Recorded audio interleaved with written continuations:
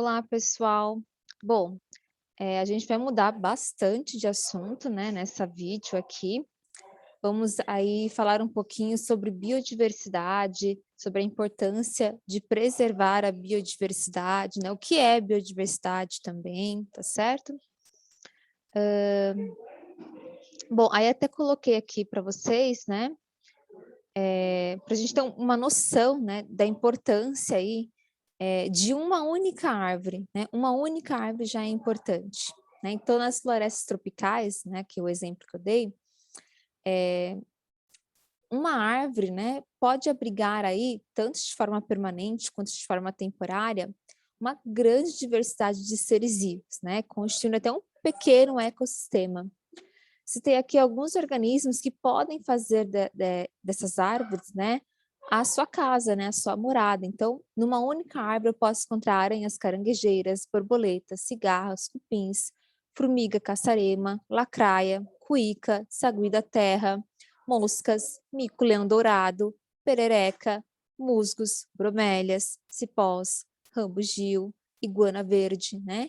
Então, uma enorme, né, diversidade aqui de seres vivos, né? Tudo isso em uma única árvore, né? Então, imaginem aí, por exemplo, né, o quanto de árvores existem e o quanto de espécies podem estar associadas a cada uma dessas árvores, não é verdade? Mas o que que é biodiversidade, certo? Biodiversidade se refere tanto à variedade de espécies quanto à diversidade genética e também às relações ecológicas que existem em uma região. Então, biodiversidade, né, não é só variedade de espécies, né? Eu também, quando falo de biodiversidade, também estou falando da diversidade genética e das relações ecológicas existentes em um ambiente, tá certo? Aqui eu coloquei para vocês um mapa mostrando a distribuição da biodiversidade pelo mundo.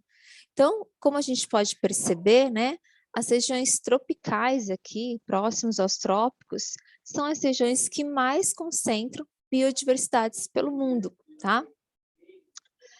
No caso do Brasil, né, o nosso país é o país com maior biodiversidade do mundo, né? Então aqui existem muitas espécies endêmicas. O que que são espécies endêmicas? Espécies que só ocorrem naquela região, por exemplo aí, que é o caso do mico-leão-dourado. O mico-leão-dourado é um primata que só ocorre na Mata Atlântica e não em qualquer lugar da Mata Atlântica, por exemplo, né? Ele só ocorre no estado do Rio de Janeiro, por exemplo, né? Tenho também aqui o caso do pau-brasil, tudo bem?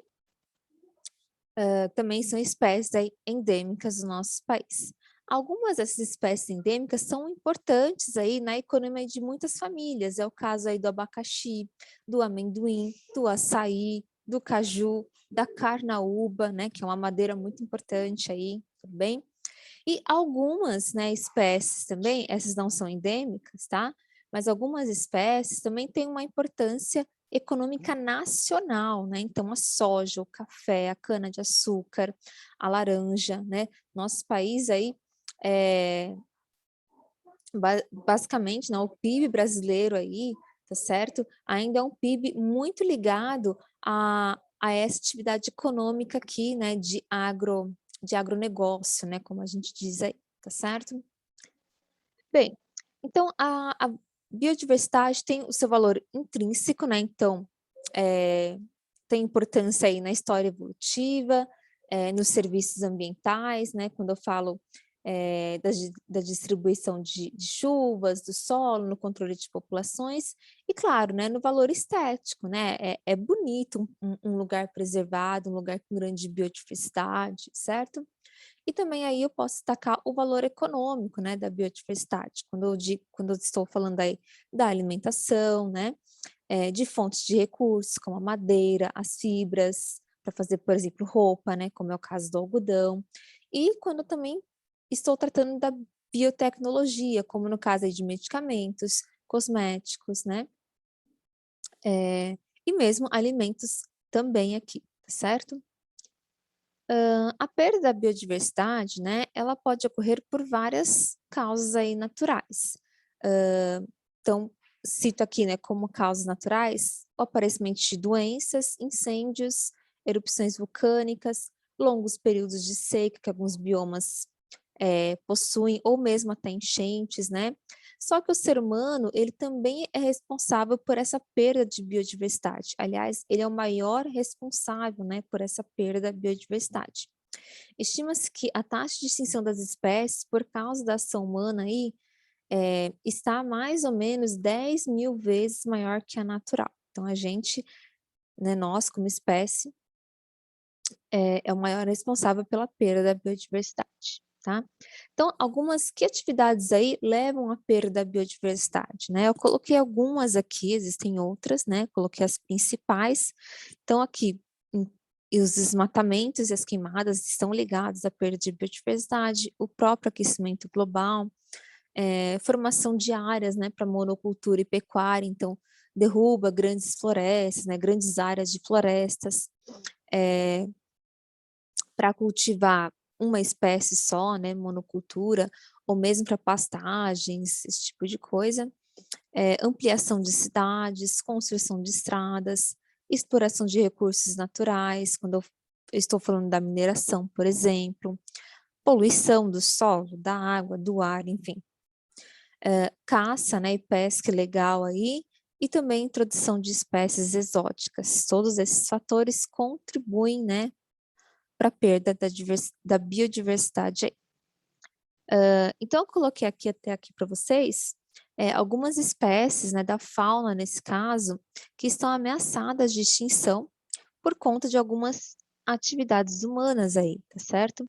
Então o rinoceronte de Java, que fica lá no Vietnã e Indonésia, o gorila da montanha, que fica lá na África, o tigre siberiano, que fica na Rússia, o elefante de Sumatra, que fica aí nas selvas da Indonésia. Então são animais aí que estão ameaçados de extinção.